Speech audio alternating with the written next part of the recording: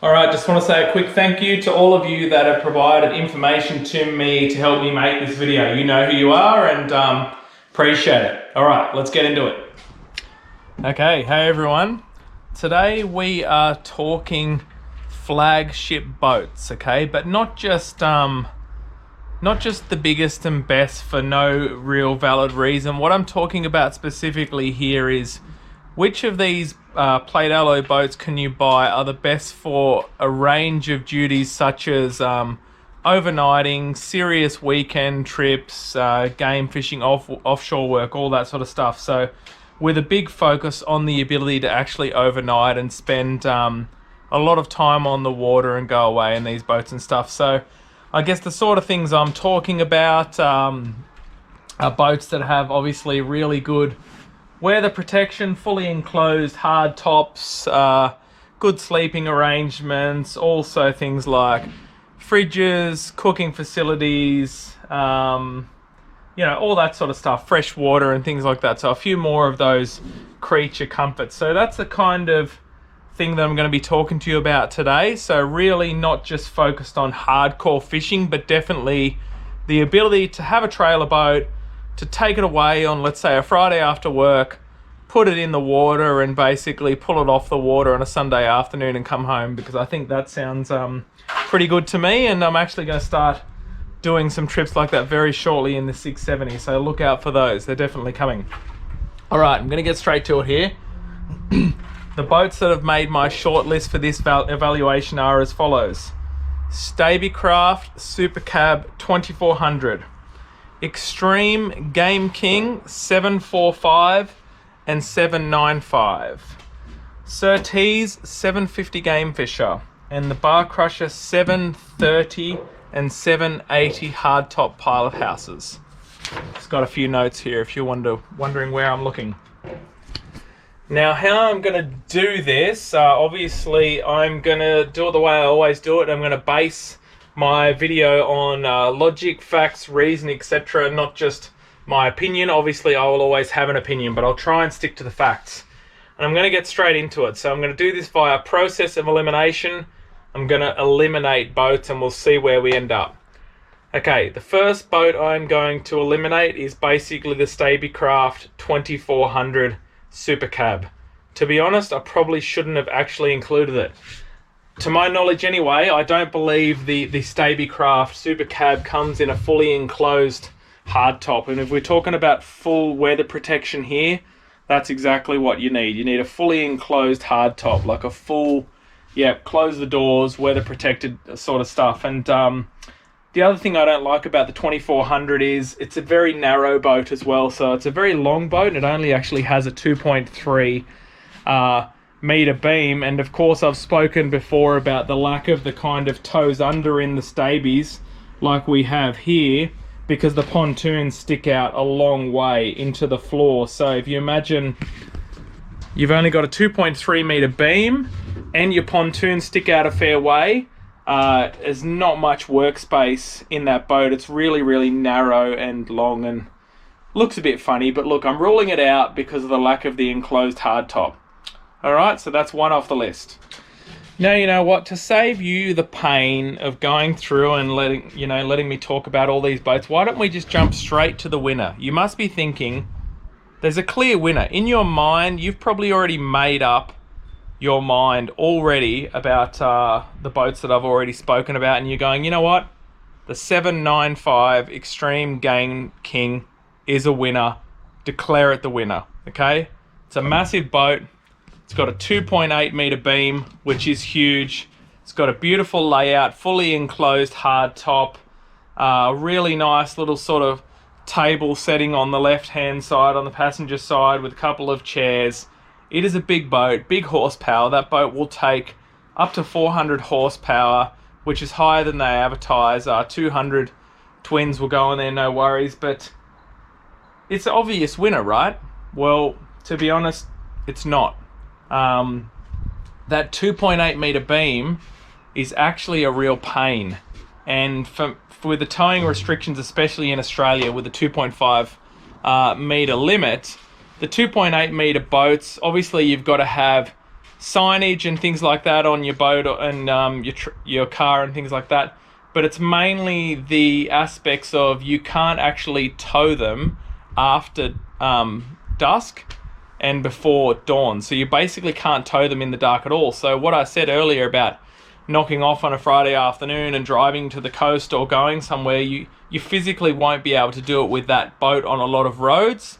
And there are definitely a lot of restrictions and things. So towing a boat over 2.5 meters in Australia is actually not that straightforward. You can do it, but it's for that reason that I'm basically ruling that boat out of the list here.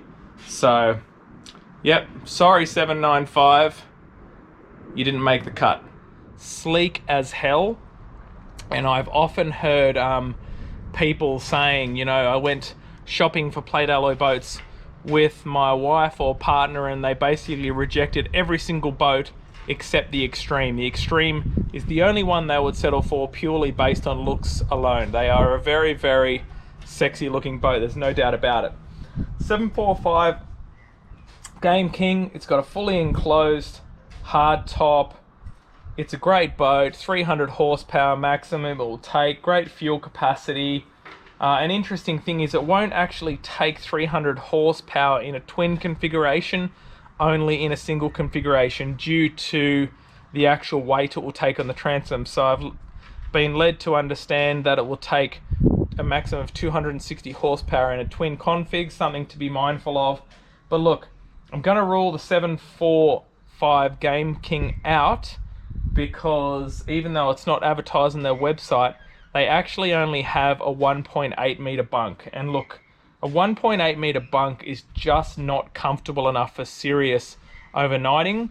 I'm 1.75, I'm a pretty short guy. A lot of people are well over 6 foot. So I just don't actually consider a 1.8 meter long bunk enough to have a really good, comfortable night's sleep. So it's a shame because they've got that really big, beautiful enclosed wheelhouse. Everything's top quality, beautiful boat, but 1.8 meters to me just doesn't actually cut it. So, yep, goodbye to the 745 Game King. Okay, next on the list, I'm going to be talking about the BARCRUSHER 730 HT. 730 HT is a seriously tough boat. It actually has the biggest deck space of any BARCRUSHER. You probably already know that, even bigger than the 780.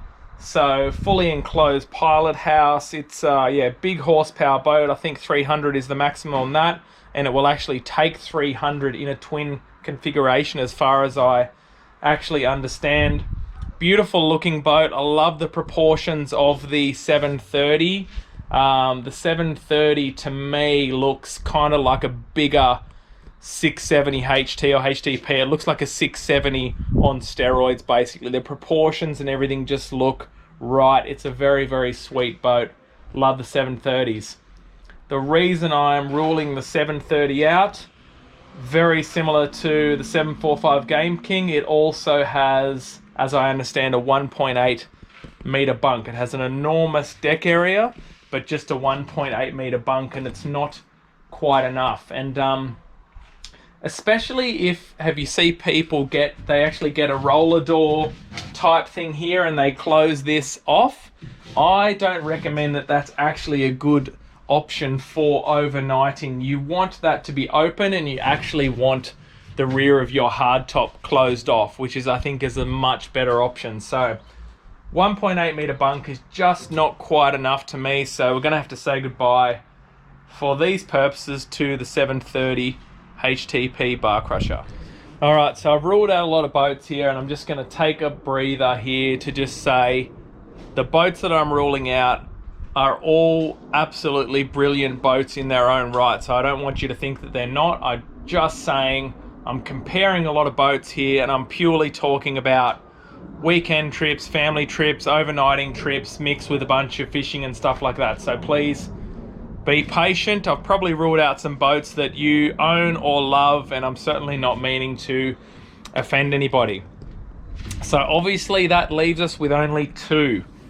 The BARCRUSHER 780 versus the 750 SURTEES. And I'm sure so many of you out there you may already own these boats, and I'm sure you went through a really tough decision when you actually looked at both of these boats, because they're the flagship models for each of the brands. Obviously the brands compete against each other very strongly, and I've said it before, I'm aware of the history, and you don't need to keep bringing that up, but anyway, all good. Okay, let's get serious here. What is the actual difference between the 780 HTP and the 750 SURTEES? Now, the reason that these two boats have made it basically right to the end, because they are the only boats in this class that I know of that actually have genuinely over 2 meters in the bunk length. And I really do think that 2 meters is absolutely essential. Even for a shorter guy like me, I'm not comfortable in a 1.7 meter or a 1.8 meter bunk. So to me, 2 meters is absolutely critical. I know the BARCRUSHER advertises theirs, I think, at 2.1. I've done some independent measuring at 2.06 or 7. I may be slightly off, so that could be user error. I've definitely been inside the SURTEES Game Fisher cabin, and I'd have to say they're at least the same size as the BARCRUSHER, even though I haven't personally measured them, but they've definitely got to be 2 meters or over 2 meters. So the bunks are the goods in both of these boats. Now, getting a little bit personal, I think and I've mentioned this before, I think the 750 looks a lot better than the 780. I don't love the look of the BARCRUSHER hardtop pilot houses, and it's just a personal thing. Something about the profile at the back, this area here of the hardtop model and the angles, I don't know, it looks a little bit off to me. Some of you may love it. Looks are a minor thing, so I wouldn't get too hung up on that anyway. That's just my personal opinion. I do think the SURTEES looks a bit better. I am trying to separate these things now, right?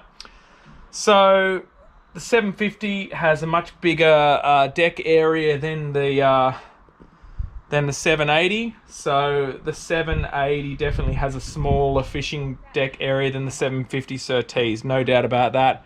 I haven't measured them, but I guarantee it, because I've been in them both plenty of times. Okay, now, because we are talking about overnighting, weekending, etc., the BARCRUSHER 780 definitely has more room. Because it has a smaller deck, it definitely has more room inside the actual wheelhouse.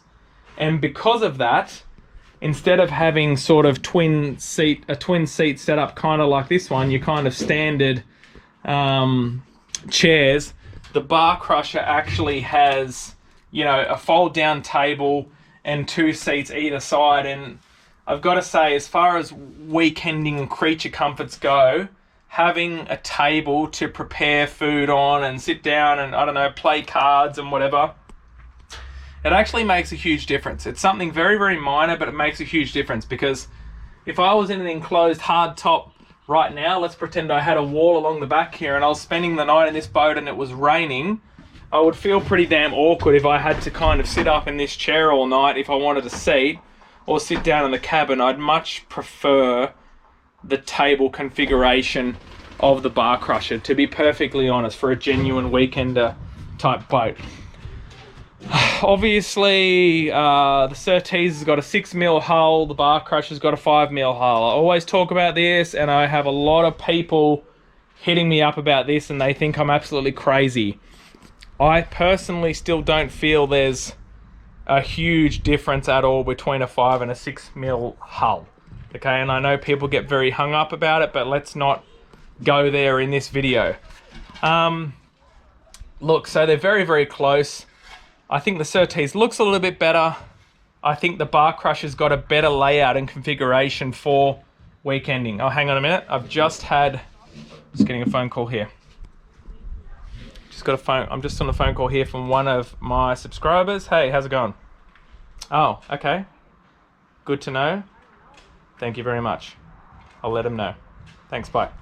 All right, news just in on that fake phone call I just made to a fake subscriber, that the BARCRUSHER no longer offers the option of a cooker in their boat.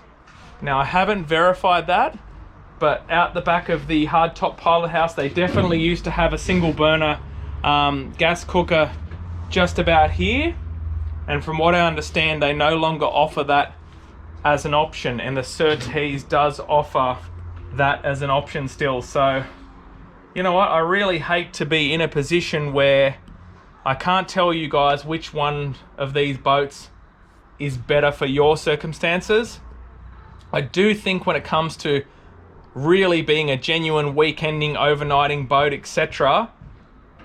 And I know this is crazy because I'm sitting here and I've got a BARCRUSHER hat on and I'm in a BARCRUSHER, so I'm going to sound like an idiot, but I think with the slightly bigger helm area in the cabin and the better seating on the left-hand side there of the table and the two seats, I think BARCRUSHER has nailed that brief a little bit better than the Surtees 750.